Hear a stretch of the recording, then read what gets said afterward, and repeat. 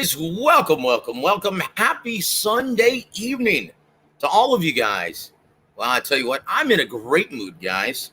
And once again, just like the shirt says in the background, the official WAWR Week Radio t-shirt, boy, Gogue Knows Boxing. And guys, we're all the better for it because we get the honor of listening to his pearls of wisdom every single Sunday evening.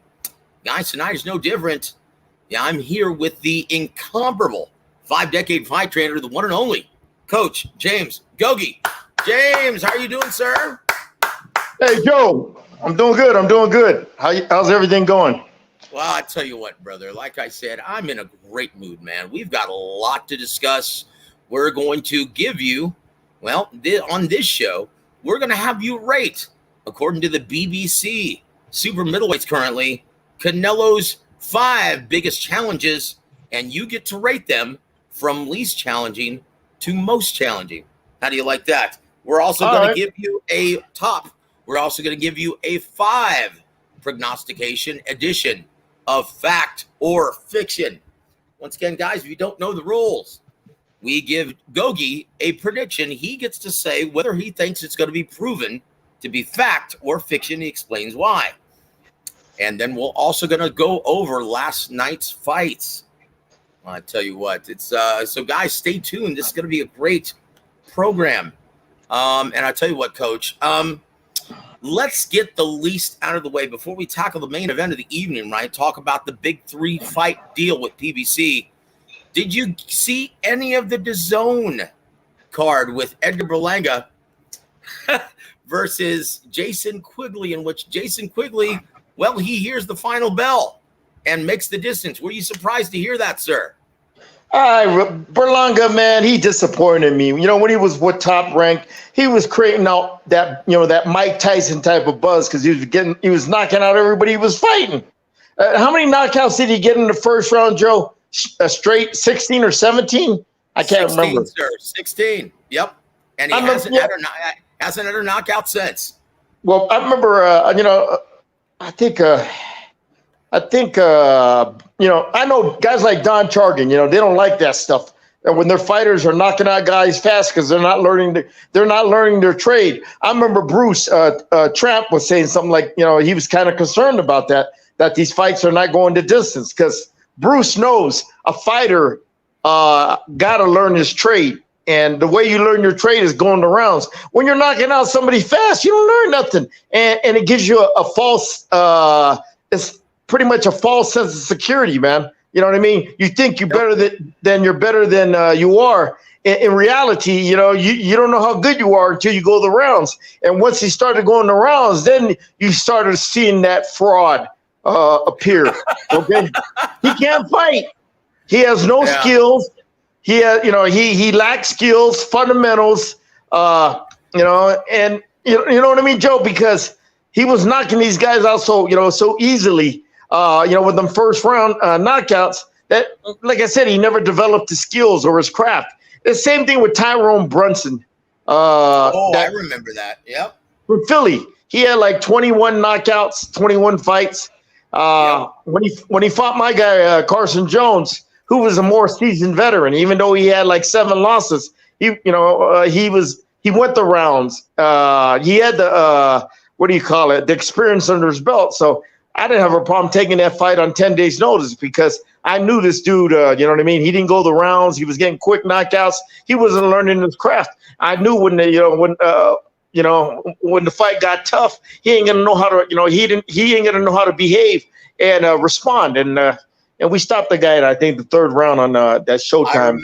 I remember you shocked the world, brother. That made headline news on mainstream periodicals. I remember that. That was big. That was a big news story. Yeah, we were like a 4-1 underdog on that. 4 or 5-1 underdog on that fight. In fact, Carson, he was so confident he bet on himself, and he made a lot more money. Besides that, that money he made and everything. So, yeah. Well, I tell you what, Coach Gogue, and you helped him become that confident over camp. I turned him around, man. When I got him, he was 14. When I got him, he was 14-7. He was a fucking opponent. He had the mindset of an opponent. He didn't understand how to train like a world-class professional. He had low self-confidence because Joe, when you're an opponent, your confidence level, that swag ain't there. I had to teach him, all that, to get that swag, that championship confidence and everything, man. After 8 or 9 fights with him, you know what I mean? He started, because like I said, the fighters, what do you call it? They mirror your coach. Okay, that's it. Yeah, and their attitudes, their beliefs, and everything, and what you program them for. You know what I mean? And I told him, man, you know what I mean? Being around me, you start getting that swagger, that confidence, that meanness, and that nastiness, like you want to whoop some ass and everything. And that's what he needed. And after we had a good 8 or 9 win run. We upset that guy. And then after that, he put him in position to get some bigger fights and everything. But anyway, yeah, like I said, I turned this career around, man. Oh yeah. Yeah. And there it is. Do you think Rozier, a great coach, a veteran coach from New York, do you think he can, once again, create that momentum once again for Edgar Berlanga? Because is Rozier, he still training him? He's training them once again, yes. Oh, because I remember he went to Juan de Leon, then he's back with Andre. Mm-hmm. This fucking kid, man. I don't know, man. You know what I mean? Fucking kid. You know what I mean? He's, I don't know. Well, I tell you what, that leads us into our very first prediction, guys. Here it comes. Number 1, fact or fiction. Edgar Berlanga will get knocked out by Jaime Munguia later this year. Fact or fiction, sir? That motherfucker ain't, excuse my language, but that Munguia ain't got no defense. Berlanga could punch, okay? So, you know what I mean? And so, when you ain't got no defense, against a puncher, you're in trouble. Okay. Well, in the immortal words of Max Kellerman, yeah, he likes to block punches with his face. Yeah. I mean, Munguia, man, he cannot defend himself against a right hand. I mean, Devenchenko was hitting him. He was closing his eyes and hitting him with that right hand all night, man. I mean, geez, you got to make those defense. Joe, what do I always say? The great fighters, the guys that go up the higher levels to the sport to get to that, achieve that elite status, they know how to make adjustments, whether it's offensively or defensively. More important, defensively. All right, you got to make those defensive adjustments, and you can't wait 3, 4, or 5, 6, 7, 8 rounds to make that defensive adjustment. You got to make it right then and there. It's going to be on the fly. A spur of the moment adjustment, I call it. Okay, Andre Ward is great at doing that. Crawford is great at doing that. Floyd Mayweather was the best. He got hit with a certain punch. He made sure he didn't get hit with that same punch again. He made that defensive adjustment. Shakur Stevenson, guys like that are intelligent to make those defensive adjustments and shut your offense down. Okay, that's the difference between winning and losing fights, especially as the fight goes on.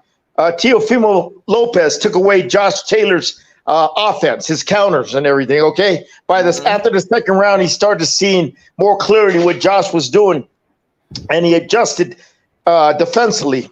Okay, where he wasn't getting hit by those counters and everything, and offensively he adjusted where he could see more clearly. He had a good feel of Josh Taylor's rhythm. The openings, he saw the openings he could exploit. Stuff like that. Yes, this is smart, man. This is a chess game out there, and you got to be able to make those defensive adjustments and offense adjustments. And the fighters in the top 10, they're pretty damn good at making those adjustments. They're not only physically gifted, Joe, but they're smart. Okay, they're intelligent. But guys like Crawford, undefeated. Okay, guys like Mayweather, Shakur Stevenson, Andre Ward, them are, they're very, very intelligent in making those defensive adjustments and everything. And there it is. And there it is. Truer words were never spoken. I'll tell you what, guys, let's go say hello to our very dear friends in the chat before we move forward. I want to thank Coach Gogue for once again being here this Sunday. I want to thank you guys all for showing up, showing out, and supporting the coach every Sunday night. I want to thank our brother H Money for being the first one of the queue. He says, Warwick Radio salute. Dave Morrell exposed. David Benavidez. Well, we'll see. We'll see what happens, guys. Once again, I really like to think of it at 168 on PBC. And now that Canelo has joined the mix, yeah, it should make for an excellent trio of fights at the very least. Wouldn't surprise me if he decide to extend his contract, and fight all 5 candidates that Gogue will rate later on the show. Thank you for being here, though, H. We appreciate it, brother. Also want to thank Big Luke. If you don't buy the War Week Radio shirts, you're nothing but a fanboy. Hello. Yeah, Big Luke. He's already ordered several. Several other people have as well, just like Ryan from Boxing Gems. All right. Thank you. And there it is. He's going to wear it proudly. Gogue Knows Boxing. Also Ryan from Boxing Gems. Is that like a podcast or whatever it's called? Yeah, he has an excellent podcast in which he breaks down and he does film study, right? It's excellent. Okay. It's one of the best YouTube channels devoted to boxing. Okay. I was on it last night, and someone actually accused me of being a racist. Yeah. I just have to laugh at shit like that, man. Pardon my French. Also want to welcome Round 1 to the show. Hello to you, sir, and thank you for being here and supporting the coach, my friend. Jesus M. Welcome to the show, sir, and thank you for supporting the coach. He says, saludos, coach. Berlanga going to lose versus any top 10 super middleweights. What say you, coach? Berlanga, man, Joe, he can't fight. I mean, he just like how many rounds does he have under his belt, man?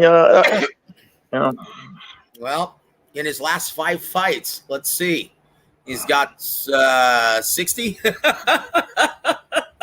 He has 60 rounds under his belt. His last 5 fights. Yep. Okay, then his first 16, he's got 16. Yep, that's right. That's right. So he's still learning on the job. Yep. Yeah, man, the 4s, the 6, the 8s, the developmental phase is very important. That's where you got to get your rounds in.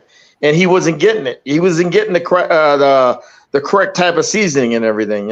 I don't know whose fault it is, or he was, he was that good, or you know what I mean, or they were very, his manager was being very cautious on who they picked as opponents and stuff like that. You know what I mean? But who's his manager? Is it Kevin Connolly? I don't know. Who? Kevin who? Kevin Connolly. Is that his manager? It doesn't matter. I don't know the guy, Joe. Who's he? Okay. Yeah, I don't know. It's no big deal.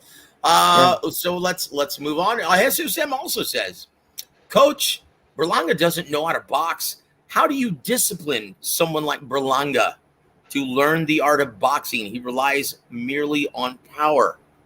You gotta look. It starts, honestly, Joe. It starts when you're an amateur. It starts with footwork and balance, working off that jab, being patient. Okay, learning how to feint. Learning how to use that jab to set up the combinations. Okay, learning how to use that jab to control range and distance. But it starts with footwork, moving in, out, in circles. Knowing how to, apply intelligent pressure, coming forward, stuff like that behind the jab, head movement, Joe, you learn all these fundamentals in the fucking amateurs, man. You don't wait till 10 rounds as a pro. Oh, I got to learn that shit. I mean, you better have a damn good teacher that knows how to teach you that. But it starts with shadow boxing. Round after round, every day in the gym. You know what I mean? Working on footwork. Okay, working on that jab. Your coach is there teaching you stuff. Look, man, Joe, I always said, these motherfuckers nowadays, man, they're all about pad work and all that fucking bullshit. Okay? Bullshit. You look at every great trainer in the past, that's where I learned my shit. Especially Manuel. He believed in shadow boxing, number one. And he would have his fighters shadow. But that's how he transformed Lennox Lewis. Okay, who was a fucking world champion. Okay, he trained. Lennox Lewis wasn't when Pepe Carrillo wasn't training him. He wasn't utilizing his gifts, his footwork, his athleticism, controlling that range and distance, the jab. There was none. But when Manuel got him, Manuel started having him work that jab, double, triple jabs, footwork, moving around the ring, just keep everything long. Okay. Taking advantage of those rare athletic gifts you don't see in heavyweights that much. But it starts with me. It starts with footwork over and over, getting in that ring with the fighter. Okay, a lot of trainers ain't shit. I tell you this right now. Without you put away their hand pads, they can't teach their fighters how to wipe their ass. Okay, but bottom line, nah. I'm being upfront. I'm telling you, I see it, Joe. Back in the days, trainers would get in the ring with the fighters like a man. This is where I learned this shit. Yeah, when I was in Big Bear, okay. When I was in Big Bear, we were training there in the '90s when Lennox was there, Manuel was there, and he would get in the ring with his fighters. And when they were shadow boxing, he would be in there with them, giving them personal instructions, correcting their mistakes. Okay. Teaching them stuff, different combinations of stuff, just stuff like that. He'd be in the fucking ring with them. And no hand pads or nothing. That's a real teacher, Joe. When you could get in the ring without your fucking hand pads and teach your fighters stuff, offense, defense, showing them how to use the ring. Okay. How to maintain ring generalship and stuff like that. Composure and poise. And nowadays you don't see that. These motherfuckers, all you see it nowadays is the mitt work. Everybody wants to be a fucking mitt work star on Instagram. Nah. Correct me if I'm wrong, Gogue. A lot of it's bullshit. What you see them working the pads, all that, it's all bullshit. All that stuff is choreographed shit that don't work in a fight. That doesn't apply. Okay, and Emmanuel told me that long time ago, man. He told me that before he passed away. I don't know if he told you, but he told me. Of course he did. I wish I could. Oh, 1 second, Joe. Yeah. One second. Yeah, like I said, you know what I mean? All the trainers I knew, man, they, when their fighters are shadow boxing, they're telling them this, they get in the ring. But I always say, you take a trainer's mitts away from the fighter.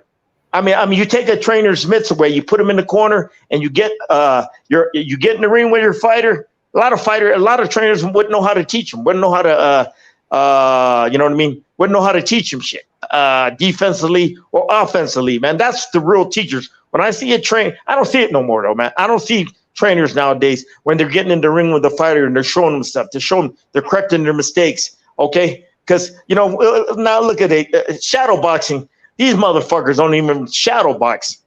They half-ass shadow box. You get in there, it's just mostly loosening up. You know what I mean? They half-ass shadow box. They just, throw punches just to loosen up, break a sweat. But back in the days when you shadow box, it was like you had an imaginary opponent in the ring with you. Okay. And you know what I mean? You work on stuff. He's jabbing, you're slipping and countering, or he's jabbing, you're picking his jab off and jabbing back. You know what I mean? You're working on your game plan. Okay. Basically, you're fighting a certain opponent. Okay. You got a certain game plan you want to execute. You start with shadow boxing. Okay. Okay. You're going to work on this and this and this. Then you get to the, and then you'll get to the hand pads to polish it up and all that. Then the heavy bag, you can work on, the heavy bag. Then the sparring is the ultimate. That's the ultimate test in the gym. If everything you've been working on and now it's working in sparring, okay, guess what? It's high probabilities it's going to transfer to the fight. Okay. If it's not, look, if you're working on a game plan, that you need to beat a certain opponent, and you and your fighter ain't doing it in sparring, shit, you in trouble, man. You in trouble. It's usually not going to transfer to the fight. It's the habit you develop, Joe. Okay, and shadow boxing is number one nowadays, man. These motherfuckers, man. This Berlanga, I can see. I ain't gonna say shit. I just know I could tell you right then and there. He was in touch. He was in touch shit. Yep. Personally. There it is. Yeah. There it is. And we're seeing that, well, unveiled before our very eyes. Well, all I got to do is Jaime Munguia. He hasn't corrected his defensive mistakes. Well, guess what? They're bad habits that weren't corrected in the boxing gym. And there it is. And there it is, guys. We do have to move forward, though. But thank you, SSM. We appreciate the question because it yielded a lot of great insight from Coach Gogue. Thank you very much, sir. I want to thank Joseph Brown from Philly for joining us. Salute, Joseph, and Coach James. Thank you, brother. Hey, what up? What up? For the coach. And what also to welcome our brother G Funky Boxing to the program. Guys, if you haven't already, please go support and subscribe to G Funky Boxing, one of the most insightful channels devoted to boxing on the net. Please go support my brother. He says, greetings, Joseph and Coach Gogue. Greetings to you, my brother. He's your brother from San Francisco or Sacramento. My apologies. What Sacramento. up? And also want to thank from across the pond here to there. Cheers, Coach. And Joseph, cheers to you, my friend. Thank you for always being here and supporting the coach. Also, Big Luke says, yeah, we loved us some Kid Carson. Yep, before he jumped ship and decided to take the skills that Gogue taught him to Coach Abel Sanchez. Man, Abel lived off the fruits of my labor. It wasn't what do you call it? It wasn't my fault. I didn't have no beef. It was the promoter he was working with at the time that he flipped for, man. Yeah. I didn't like the way it ended and everything, man. You know, after that big win, I was expecting to get big paydays, man. In fact, one of the paydays I was expecting, we got offered a fight Margarito on the co-main event when Pacquiao fought Clottey, Dallas Cowboy Stadium. The deal was all set and done, and I was all excited. And so was Carson. All of a sudden, they wouldn't give Margarito a license because he was still suspended from California with that bullshit with Shane Mosley. So that was my payday down the drain, and then they had a big fallout with the promoter like they usually do in boxing, and he took off. Get this, Joe, his first fight away from me, he lost to a bum in Missouri. Oh, geez. Yeah. Then he got hooked up with Abel, and Abel's he's a good, solid professional coach. Got him in great shape and got him some good fights.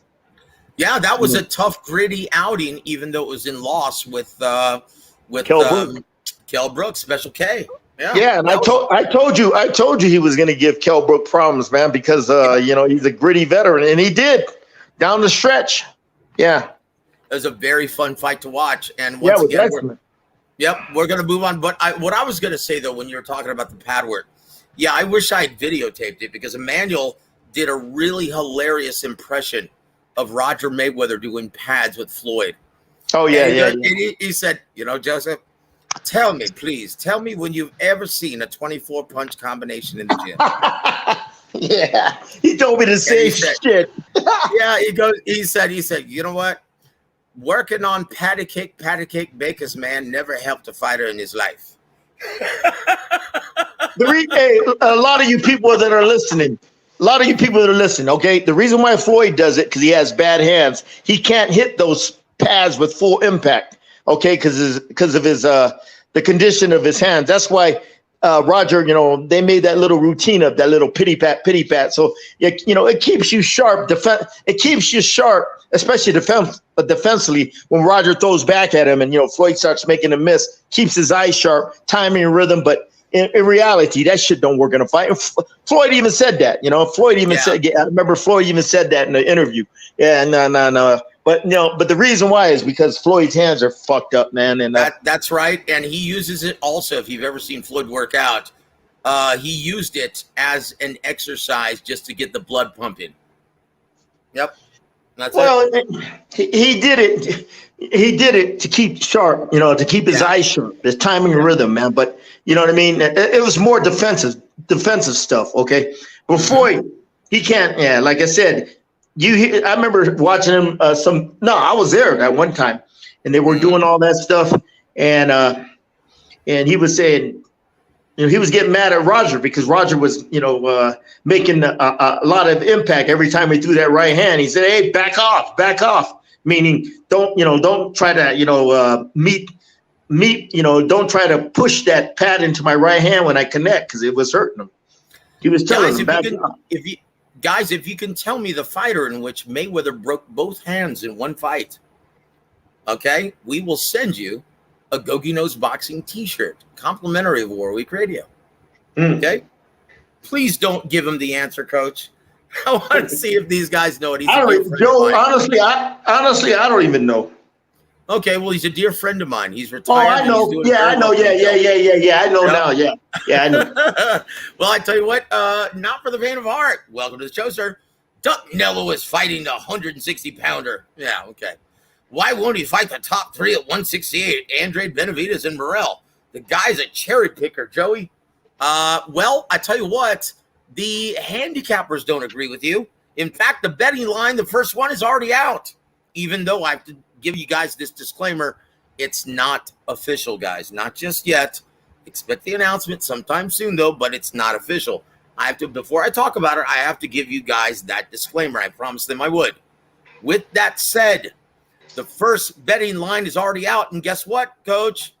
It's not a cherry pick according to them. Apparently, they see something because Canelo and to start the betting line is only a minus 240, and Charlo is a very live betting underdog at plus 180. What do you think they see, Coach? Well, man, what I saw, Canelo's he's declining in his performances. You know what I mean? Like I said, Joey, he reached his peak, the Caleb Plant fight. Then, from that fight on, you can see there's diminishing returns on his performances. So there it is, guys. There it is. So it doesn't sound like a chip pick to me, brother. But hey, that's why they fight the fights. We'll just have to wait and see. We'll hear what Coach has to say about his pecking order of the 168 pounders on PBC. And here to there says, I agree with the coach and the Bob father. Berlanga is a lost cause. John Mick Smith, welcome to the show, sir. Hey. Sound like Fat Albert there, brother. Salute to legend, Coach James Gogue. Yes, sir. What up, John? Thank you for always being here for the coach, my friend. We appreciate it. Peter Von Arx, good evening, Joseph and Coach Gogue. Good evening to you, my brother from Wisconsin. Also, Planet 619. Oh, isn't that Rey Mysterio? 76 total rounds. That's how many rounds Berlanga has fought. And 60 of them have been in his last 5 fights. But that guy can't fight. He can punch, but that's about it. Top rank with an exquisite job of matchmaking, and that ain't a compliment. Well, that's one of the rarities that they let one slip through the cracks. And there it is. Well, Peter says, well, Berlanga's jab got a little bit better, so there's that. And John McSmith has to be, yes, the footwork and the jab, the foundation of any fighter's defense. Yep. Yeah, footwork.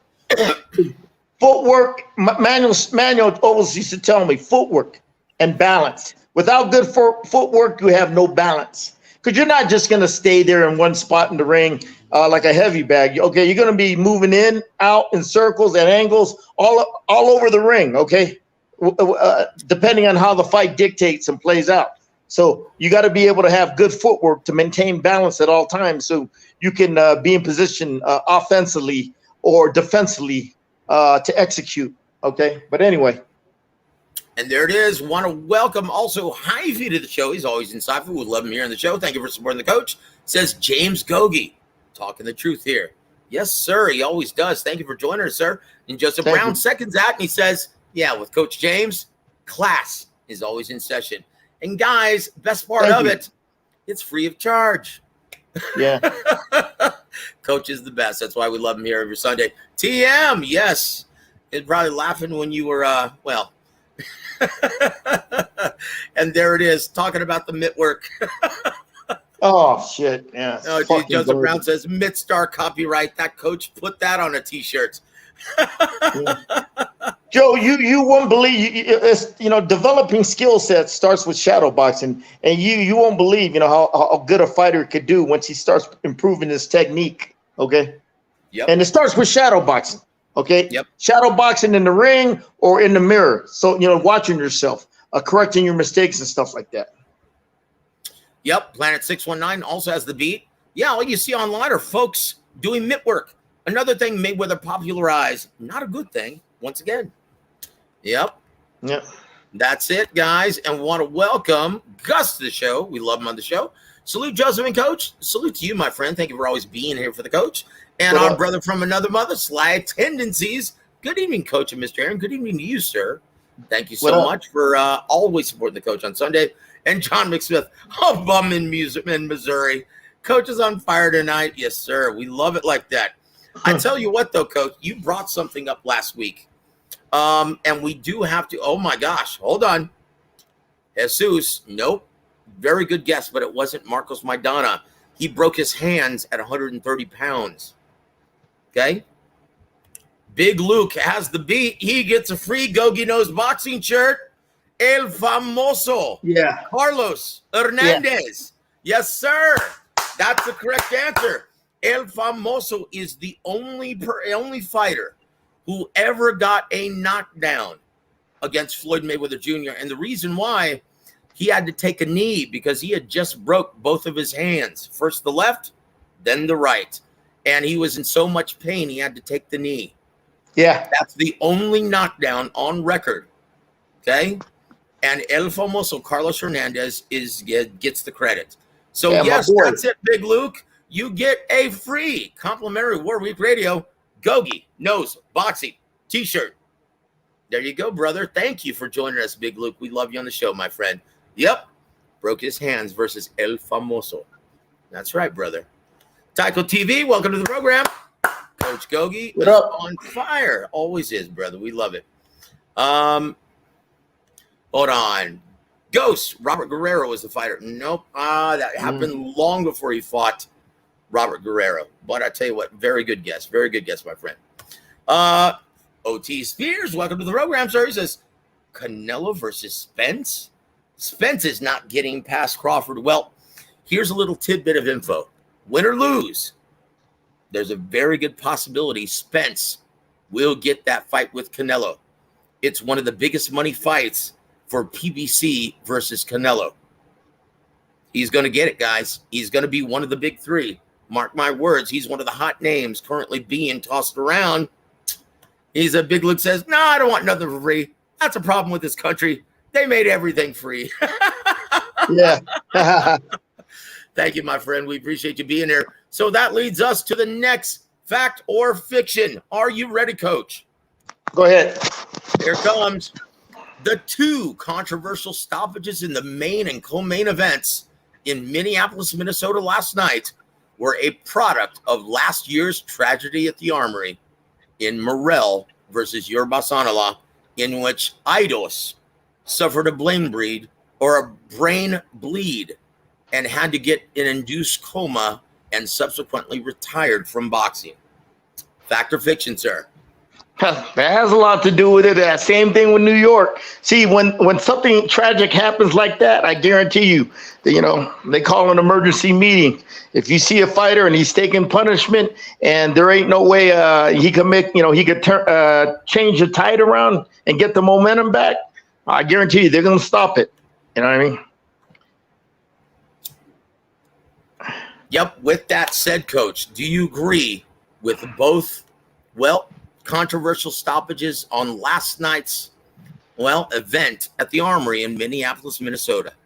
Fuck yeah. I mean, J-Rock, man, come on, man. He had no way. He was competitive the first 4 or 5 rounds, but you can see, I always say, differences in class. The better fighter is going to start separating himself. And this guy, he was hungrier. He was hungry. He was fresh. He was hitting hard. J-Rock was fading.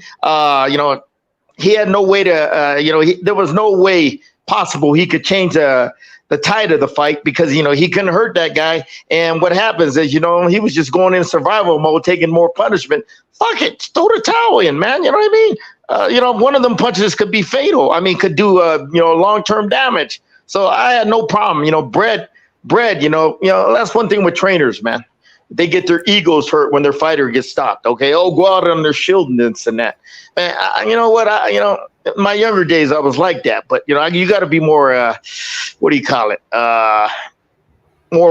use more common sense, man. If your fighter is losing. Okay, I had him losing the fight, by 3, maybe 4 points. Then guess what? That fight wasn't close, man. Now, I thought the guy was J-Rock was down 2 or 3 points, but the thing is, the guy was separating from him, okay, and he started taking more punishment, and J-Rock wasn't making a stand to turn it around. Okay, so guess what, man? You know what I mean? You're not fighting back, and you're defenseless, and you're just surviving.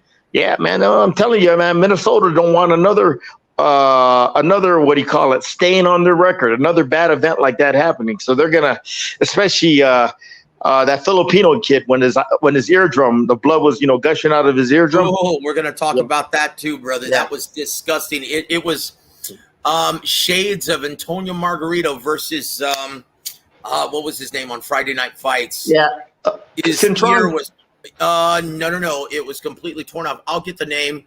Yeah, I know what you're talking about. Yeah, but I'm going to mention it. I'm going to look it up real quick. But please let us know what you thought of the co-main event. Another quick stoppage. Erickson Lubin gets the KO victory in 5. Luis Arias was knocked down. And then he was getting up at 9, and the ref called a halt to the bout. Coach, what were your thoughts on the stoppage there? Do you think he should have been allowed to continue? That to me was a quick stoppage. I thought Arias was all right, and he could have what do you call it?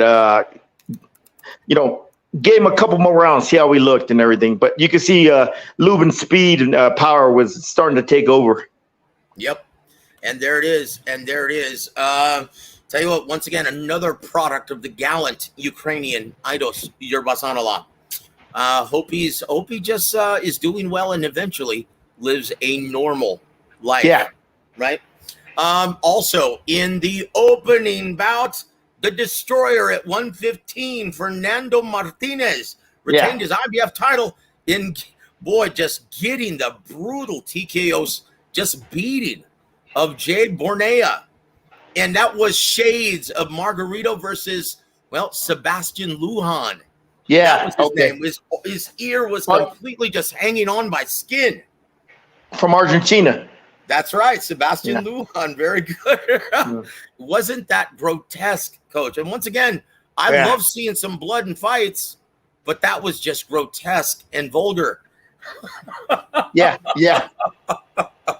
What are your thoughts on Fernando Martinez? And Showtime is trying to set up, Fernando Martinez versus the old man, Nonito Donaire. Your thoughts on that matchup, sir? Weight? 118?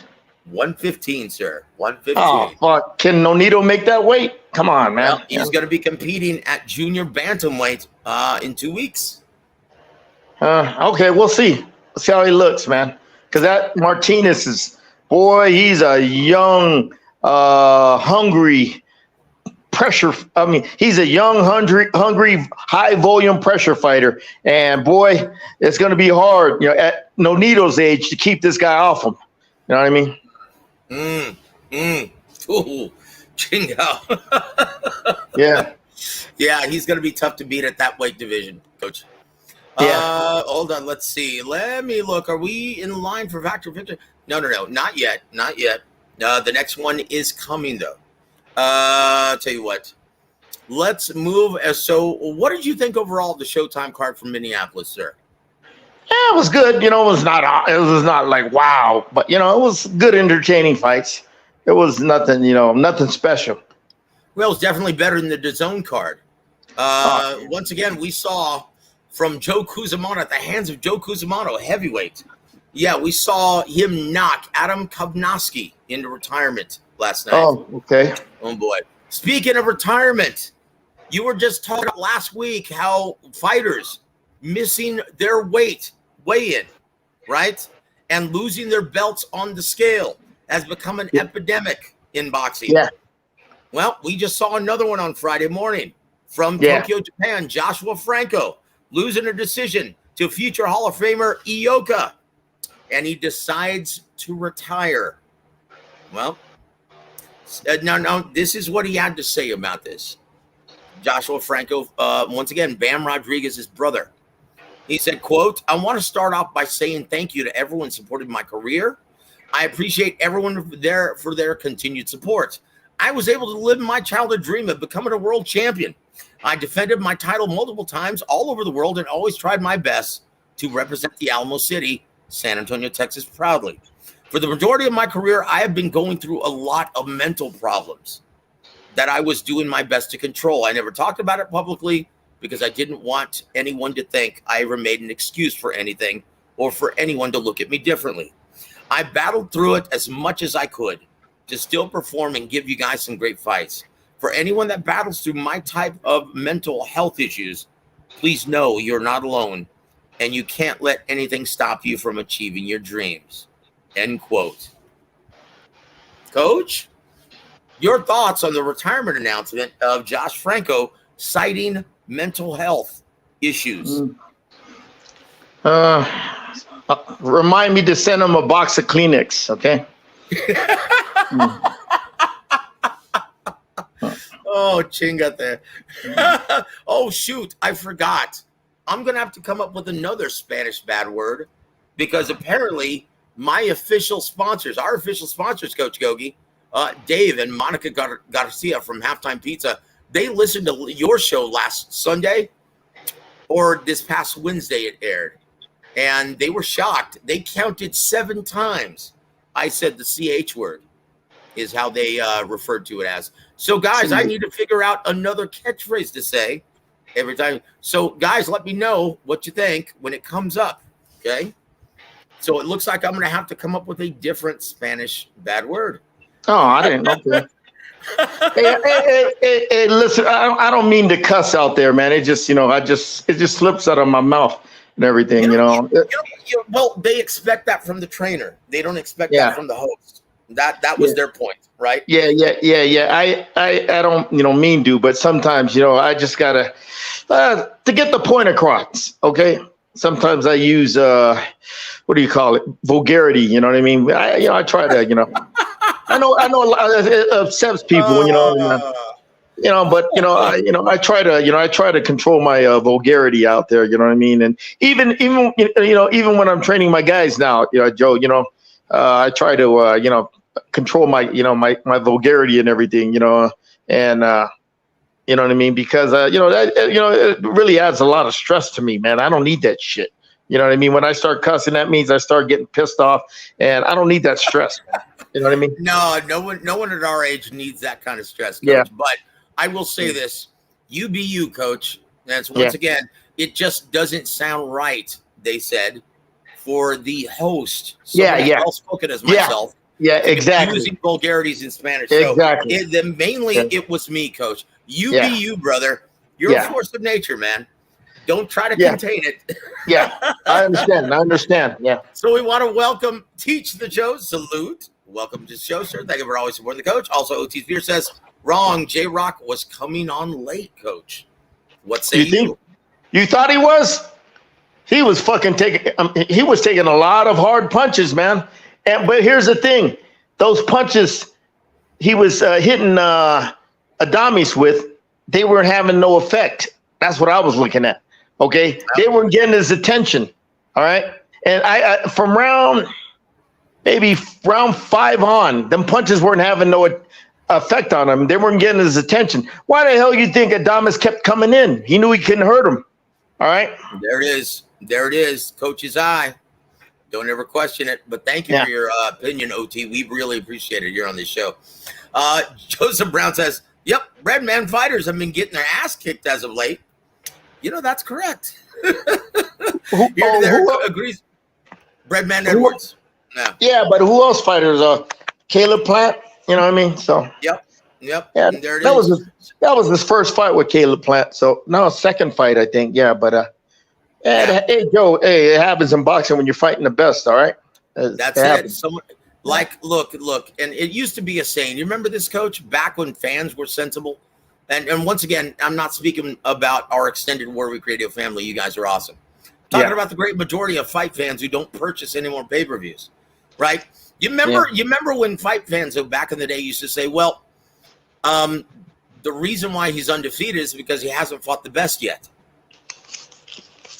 Yeah. They didn't put so much importance on an undefeated record. That usually meant, well, he just hasn't been against the best just yet. Yeah. Exactly. Yeah, they were sensible.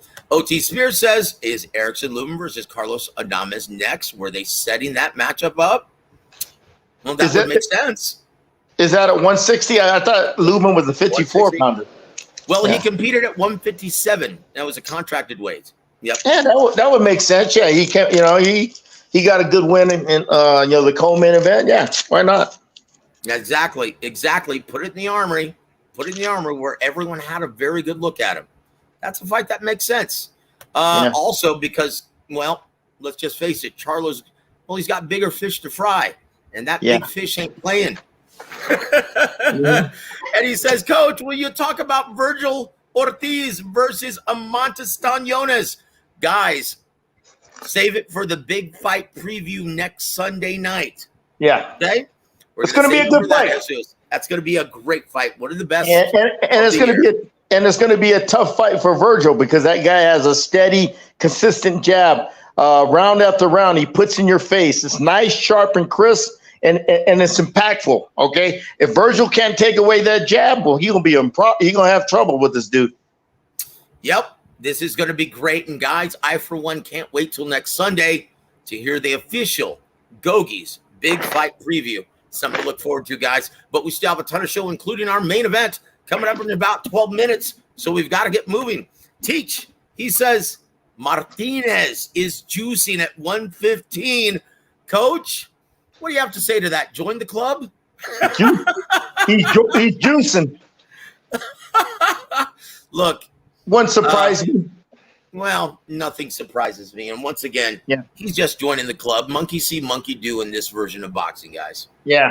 That's it, guys. He probably, I ain't saying he is, or I ain't saying he ain't, but, wouldn't surprise me.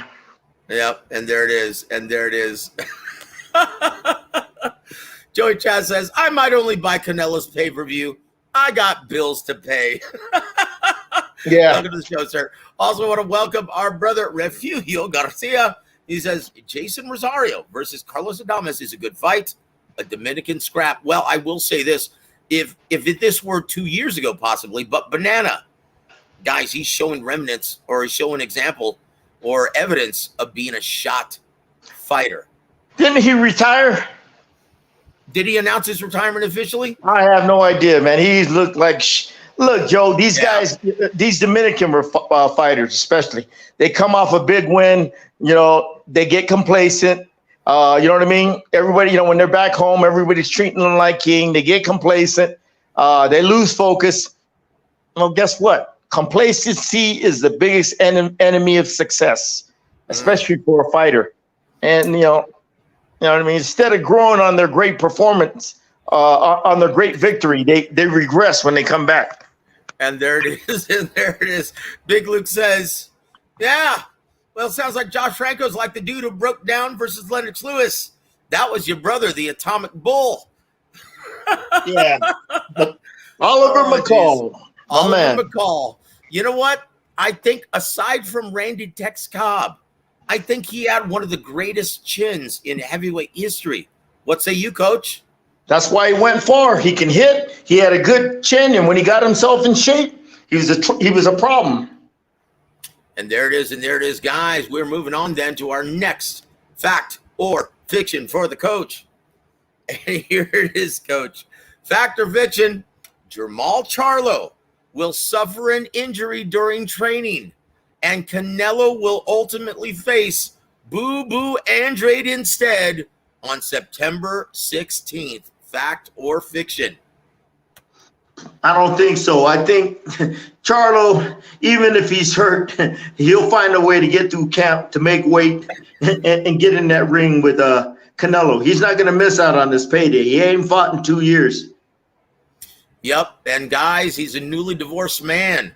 That's the reason why he is down to sign the contract. He doesn't have to give his ex-wife 50% of this one. No. He's divorced now? Yep, that's why. Look, guys, I'm not supposed to say this, but I will. That's why he took all that time off going through an ugly divorce. He didn't want to schedule anything, didn't want to accept any sponsorship, because Texas is a community property state. His soon-to-be ex-wife was entitled to half of everything he made, even though they were separated until that divorce was final. Yeah, she was entitled to 50%. That's the real reason why he took the time off. Why do you think Teofimo Lopez just announced his retirement? For the same reason, gentlemen. Yeah. Yeah. And there it is. And there it is. Some inside information, guys. So once again, Charlo needs the money. He has child support payments. Well, that he does. That he does. He's got 5 of them with the missus, right? 5 kids with that young lady. So, yeah, it was a very ugly situation, and that's why he didn't want to schedule anything until the ink was dry on the divorce papers. Joseph Brown says, July boxing schedule is looking too good, looking too like the best month of boxing this year. I love the matchups every week. We're in for a treat. As fans, we'll go over the schedule. We'll see what Gogue thinks. Yes, Khalid has a beat. Welcome to the show, sir. Thank you for supporting the coach. He says, isn't that why Tio is retired? Don't want to give away his purses. Yes, sir. That's it. So now we move to coaches. Well, we look at the 5 PBC super middleweights, and we see who coach believes is going to be the least challenging. Well, and he's going to rate him from the least challenging to the most challenging. Okay? Are you ready, coach? Go ahead. Who is number 5 on the Challenge Canelo list? Oh. Who are the prospects? Okay. I gave you the list, brother. It should be in your message. Yeah. But I'll tell you. Go ahead. Andre, yeah, go ahead. Yeah, Andrade, he's last. Oh, Demetrius Boo Boo Andrade is the least challenging of the big 5, huh? The least one I want to see. How's that? That's good enough for me, brother. Number 4, sir. Now, once again, the big 5 we're talking about, guys, right?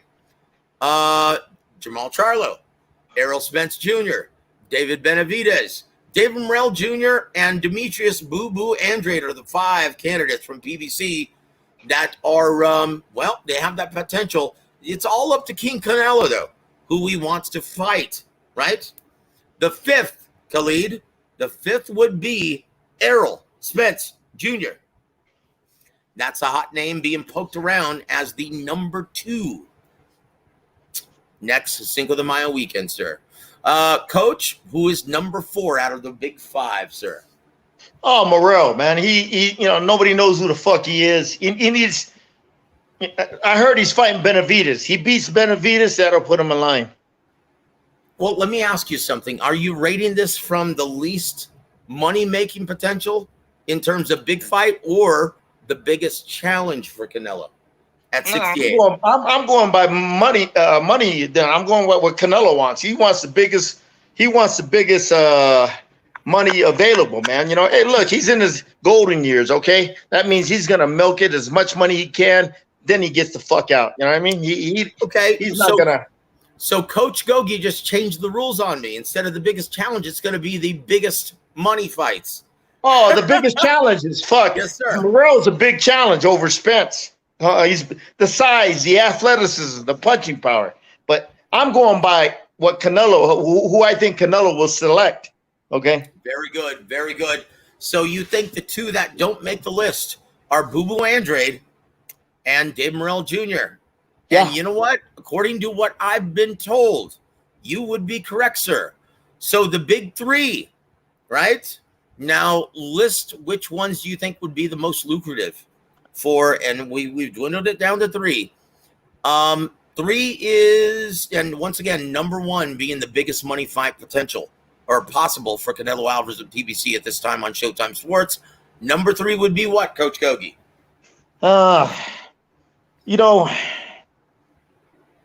Number 3, Charlo, honestly, I mean, money-wise, yes, probably Charlo, because he hasn't fought in 2 years. Nobody, out of sight, out of mind. I think you're absolutely right on the money, Coach. That's why he's been chosen first. And number 2, Coach, we're down to Benavidez and Spence. Which one is the most, lucrative for Canelo Alvarez at this time.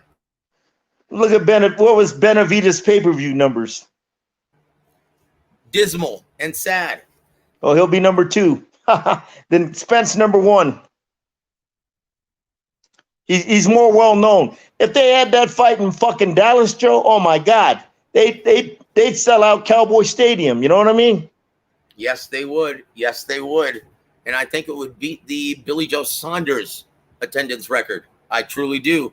And honestly, yes, sir. Honestly, Canelo, I know, I'm dreaming, but that fight would be great at Minute Park. Him and Charlo in Houston. You know what I mean? Hey, Coach, you're not dreaming. Right? You're not dreaming. From what I've been told, there's a very good possibility that fight's going to be there. Now, once again, it's also been tossed in the hat. If Canelo truly has a hard time or has a problem fighting in Jermall Charlo's backyard of Houston, Texas, I don't think he'll have a problem. But if he does, the secondary site is in San Antonio, Texas, the Alamo Dome. Yeah, that'd be good too because it's close by. But Houston, the Minute Maid Park would be perfect, man. That indoor, that they can close the roof. Yep. Yeah. Close the roof. Last time Canelo fought there, boy, I don't know, it was a good crowd when he fought Kirkland. That would make sense over there or Reliance Stadium. You know what I mean? So yes, it would. Yes, it would. I think that is. And once again, Coach, location is everything for a fight. Oh, Don Charganova said a fight that's hot, it only makes sense if they have the right location. But damn, when you're competing against Vegas and they're throwing money at you, man, that you can't, you know what I'm saying? Yep, that you can't match. It's gonna be hard. What if the Arabs want Canelo and Charlo in over there in the Middle East, man, and nobody can compete? You're damn right. They're gonna go over there, Charlo and Canelo. They'll fight in the Middle East if they're getting $20-30 million more. You know what I mean? Well, according to what I've been told, Coach, the contract signed worth over $100 million for 3 fights was a contract with Steven Espinosa and Showtime Sports. And so what? Yeah. So it's going to be on Showtime Sports. And if fights in the Middle East, they give you a huge, payday. Oh, yeah. But they want the broadcast rights. Yeah. You're right. Right. Yeah, you're right. So therefore, the fight will be here. If Vegas makes a bid, oh my God, at T-Mobile Arena or Reliance Stadium, more like T-Mobile Arena. But anyway, yeah, it's gonna be hard for Houston to compete against Vegas.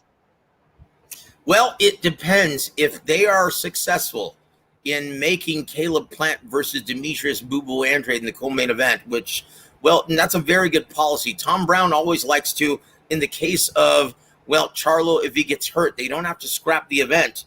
They can just interject one of the other super middleweights in the co-main event, which would be Andrade at this time. So if they do pull the trigger on that matchup, they very well might need the huge site fee from MGM, right?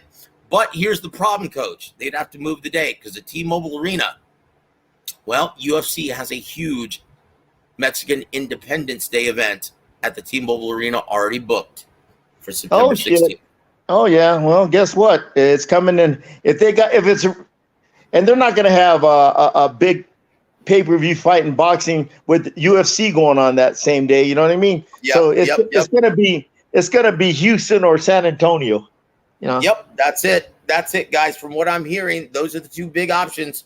Minute Maid Park, home of the Astros, who are playing an away.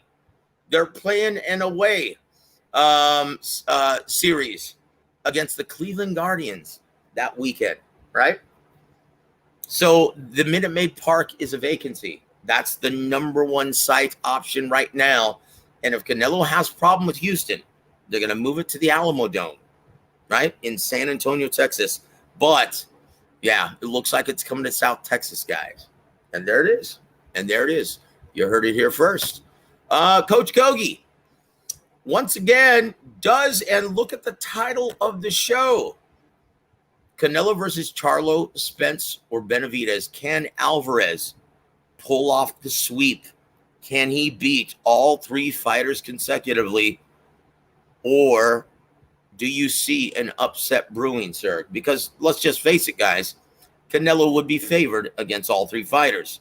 Coach, Benavidez would be Benavidez would. If there's a high probability, is Benavidez. Explain, sir. Explain? Yeah, go ahead, sir. Oh, I've said that before, Joe. I mean, he's on the decline. And Benavidez' high punch output, his combination punches, especially, in the back half of the fight. Canelo is not if Canelo can't intimidate you or hurt you in the early going in the fight, say the first 3-4 rounds, okay, that means the fight's going to go the distance. And Canelo in the back half of the fight, his stamina is not as good like in the first half. And Benavidez, boy, he fights hard for 12 rounds, the combination punch. Okay. That's going to be give Canelo problems at this age, at his age he is right now. Joe, he's not the same fighter. Okay. He's had his good days, and a young guy like Benavidez, a hungry guy like Benavidez, that puts his combinations together beautifully. You know what I mean?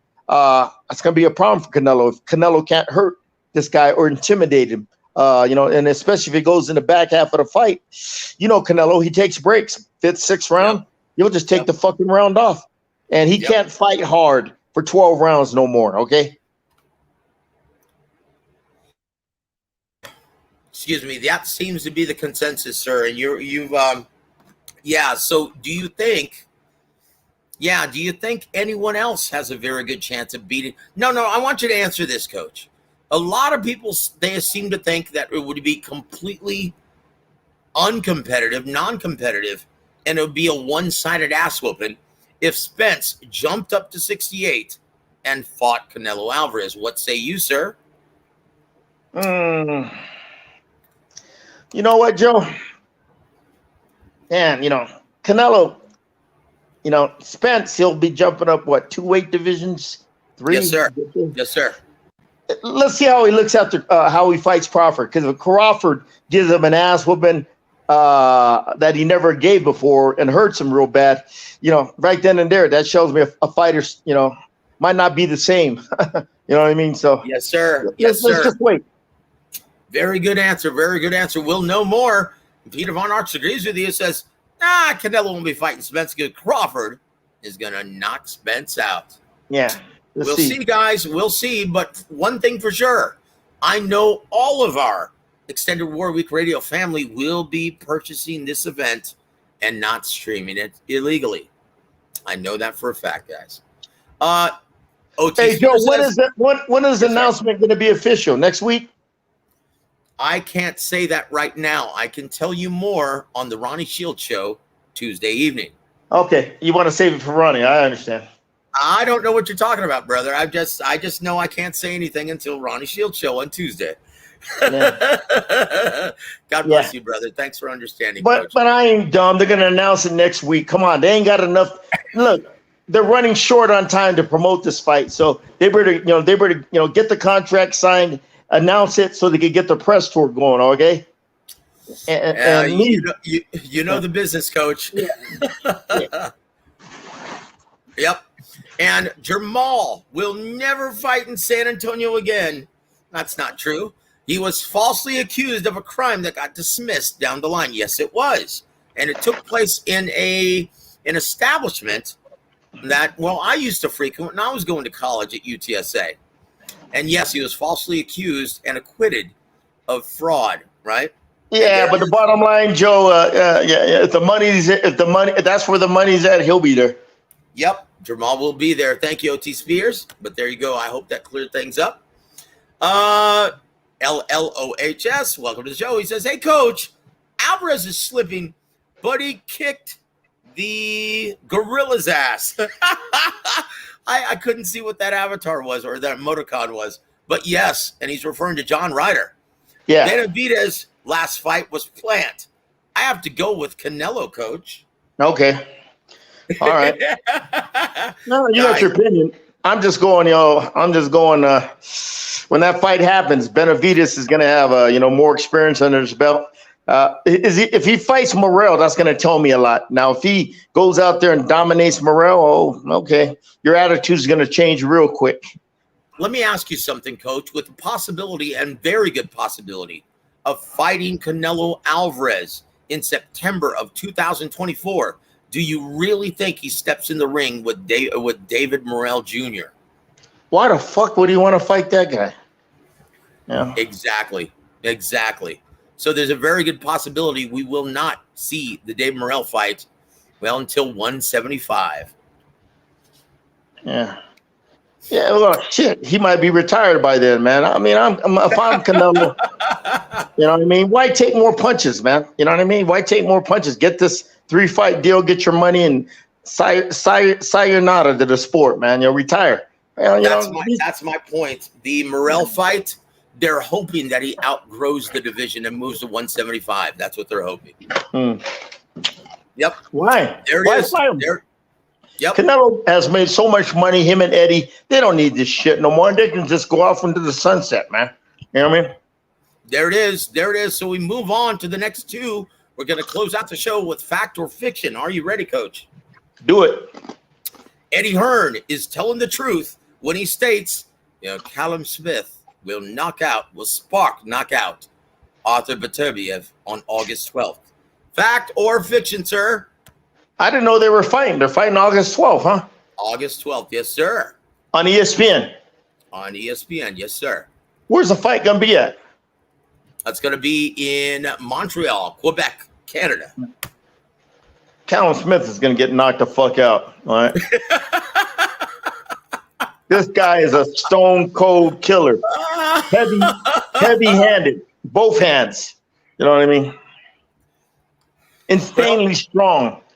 Yeah. Let me know, guys. All of you Spanish speakers, Jesus Sam, let me know how this one sounds. Te sales, vato. Let me see if the sales is. Let me know if the sales is a healthy alternative, or I could say fregado. Ándale, fregado. Let me know which one you guys prefer, because I can't say the CH word anymore. Man, I'm going to have to get used to that. All right, guys, last but not least on Fact or Fiction, Coach. Here it comes. Deontay Wilder will get shockingly knocked out by Big Snickers Andy Ruiz Jr. Fact or fiction? That can happen. After those brutal knockouts by Tyson Fury, I don't think his chin's going to be sturdy anymore. But we shall see. You know what I mean? As long as Andy Ruiz doesn't get hit by that big right hand of Wilder, he'll be fine. If he does get hit by it, you better handle it. But when he hits Wilder, it's going to be a different story. Wow. Yeah, look, Andy Ruiz Jr., he's always shown a very sturdy beard, right? In fact, I think the only time he's ever been knocked down has been against Anthony Joshua. Yeah. And there's no shame in getting knocked out by him. But he got up off the canvas and commenced to giving an ass whooping to Anthony Joshua. So do you believe he can take the hard punching Deontay Wilder's right hand? The Bronze Bomber.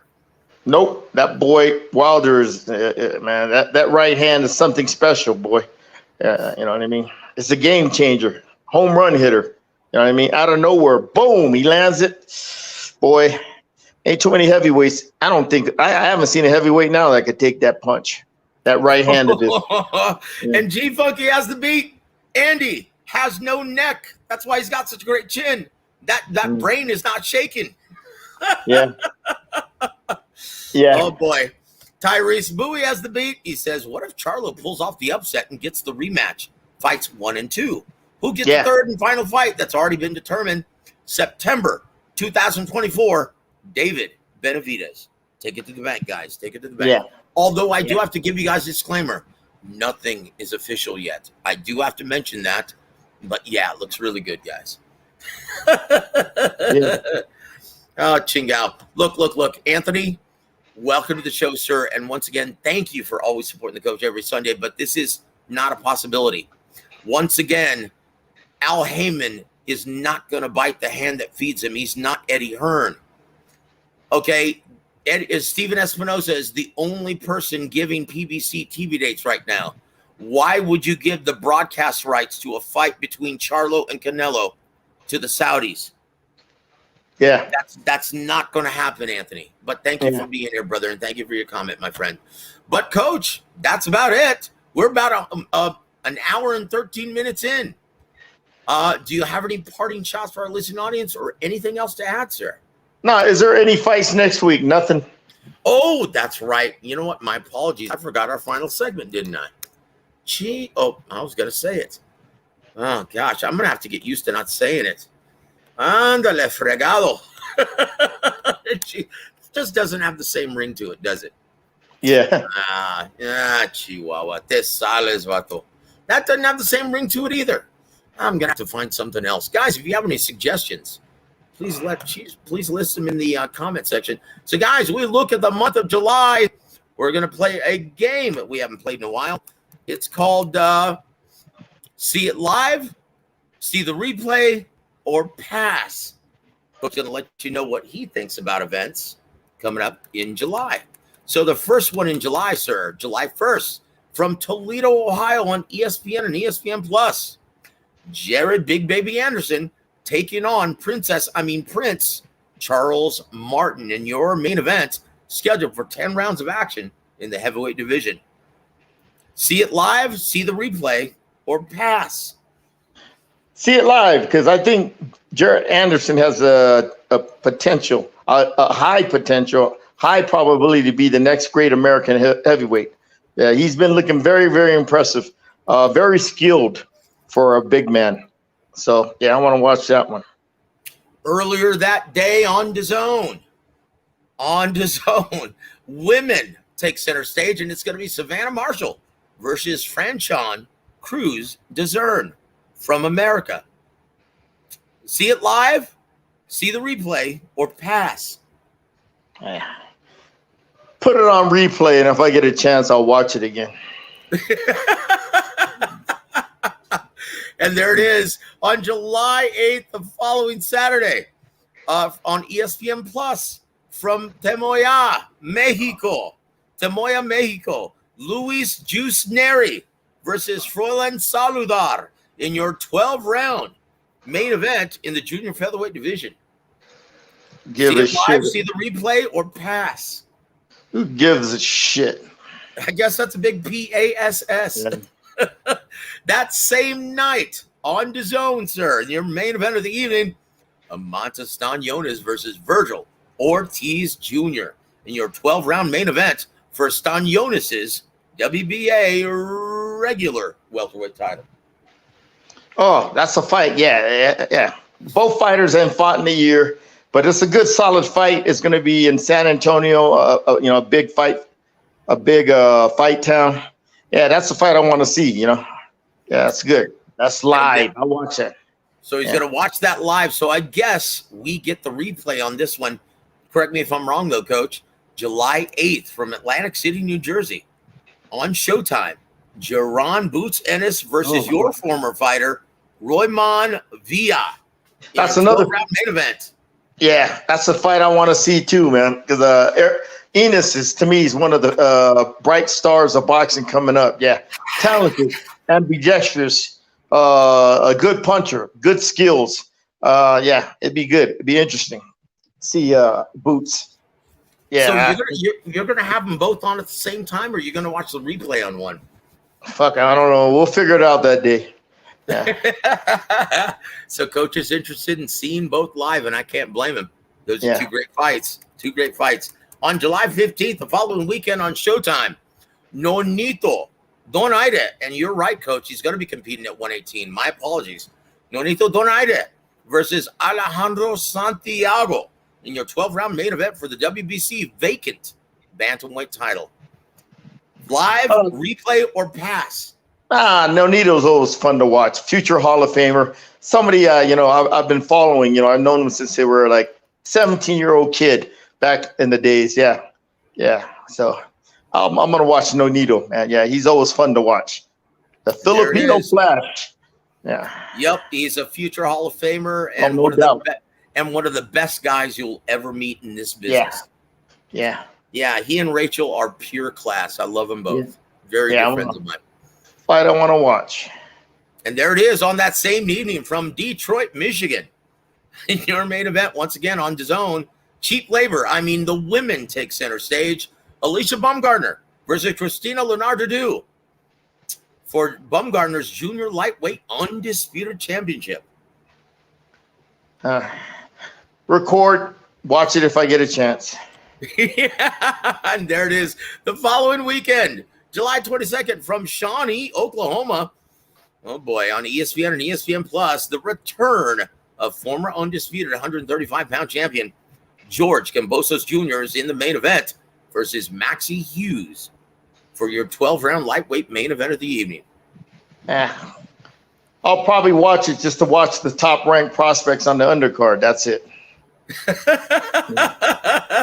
Now we go to July 25th. It's going to be airing live on ESPN Plus very early in the morning, around 5 o'clock in the morning. Stephen Fulton versus Naoya Inoue in your 12-round main event for Fulton's WBC and WBO junior featherweight titles. Definitely going to watch that. One of the game's pound-for-pound stars, Inoue. The intriguing, the million-dollar question: can he retain his power moving up in weight? Okay, will it transfer to a higher weight division? So far, it has. Every weight division he moved up to, his power has transferred over. So we're gonna see how it plays out against a guy like Fulton. You know what I mean? Yeah. Oh, I tell you what, this is going to be an amazing week of boxing. Arguably the greatest week of boxing in 2023. Later on that weekend, Coach, from Las Vegas on Friday, July 20th on ESPN Plus. And once again, Top Rank, Bob Arum's no dummy. Instead of going head-to-head with Showtime pay-per-view, I'm going to book it for the Friday before, because all the media is going to be in town. They're going to go watch our event, publicize our event while they're still in town. So you get in Las Vegas, big fight weekend, the Friday before, Crawford Spence, Senice Estrada versus Leonela Udica for Estrada's WBC and WBA women's strawweight titles.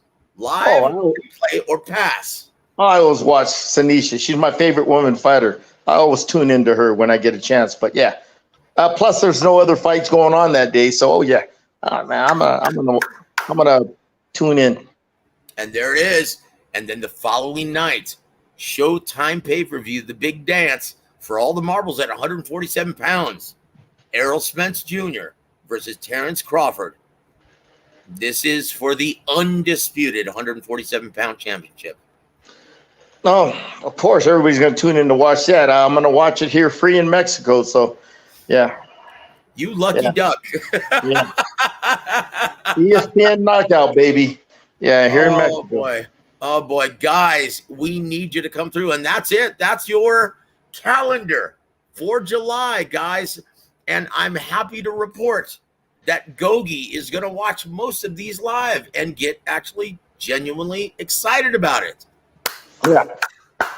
That speaks volumes, Coach, because you were singing gloom and doom last week. But this July, there's a lot to be excited. And I will say this, guys. Not only Senice, but Top Rank always puts their prospects on the undercard. Their upcoming prospects. Carlos Mardelis is, here's a guy that's been a pro. He turned pro out of the 2016 class. I thought he was the best marketable talent and marketability. As far as talent and marketability, I had him up there number one. And shit, he's still in the 8-round stage. You know what I mean? Come on, what the fuck? Where you got guys like Shakir, Robisi Ramirez, who came out of the class, are world champions, making a shitload of money. You know what I mean? So, I thought his career would move a lot faster, but I don't want to talk about it, man. But that's what happens when you sign with the wrong promoter, guys. Yeah, that had a lot to do with it. Yeah, that held him back, man. That took 2-3 years out of his career. and everything. But he got with Top Rank, you know what I mean? The number one promoter. He always should have went with him in the first place. He would have been, he would have been up there making some money right now. And he's a talented kid. Ain't question about his talent and everything. But Jesus, he's been from the 2016 class. You figured 7 years you'd be a champion by now. You know what I mean? Well, Teofimo's been champion in 2 different divisions. Yeah. Yeah. Yep. Tell you what, you snooze, you lose. And once again, guys, choosing the right promoter right out of the amateurs is everything in this business. No shit. Big time. And there's only one real promoter that develops fighters correctly nowadays, and that's Top Rank. You know what I mean? They're the best. And there it is. There it is. Oh, wait a minute, Joseph. Thank you for this, and thank you for this nugget. I completely forgot about this. Joseph Brown reminds us that, hey, don't forget, Andy got dropped by Chris Areola when they fought. Yeah. He sure did. And that was in the outset of the fight. You're absolutely right. Yeah. That was a surprisingly entertaining and competitive fight. Yeah. Yep. There it is. Joseph always also says, Coach, women's boxing, you should give it a shot. They really have some good fighters. Well, he's going to be tuned into Denise Estrada. Yeah. Yeah, I was like watching her, but Top Rank, like I said, they got a lot of good prospects fighting on the undercard. I want to see, you know what I mean? Because I like, I'm like Chargan, or Russell Peltz, Luda Bella, guy, or even Aram. Every time I went to the big fights, every time I used to go to big fights, I used to get there early to watch all the fights. And Chargan would be there, Luda Bella would be there, Lorraine would be there, Russell Peltz would be there. Or on Top Rank shows, Aaron will be there, early watching all the kids. That, Yep. You don't see that, and maybe Eddie Hearn. I don't know. I've never been to one of Eddie's shows, but that tells me right there that you have a vested interest on watching your talent to see how they're developing. You know what I mean? That's it, guys. And once again, Bob Arum, he's still there from start to finish, Coach. And get this, get this.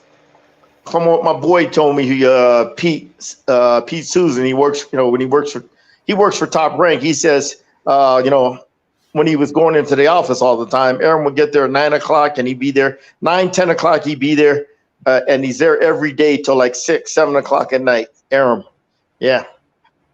Yeah, he's grinding every day, man. Yeah, yep. He's making deals, meeting with fighters. Yeah, man, that tells me, you know what I mean.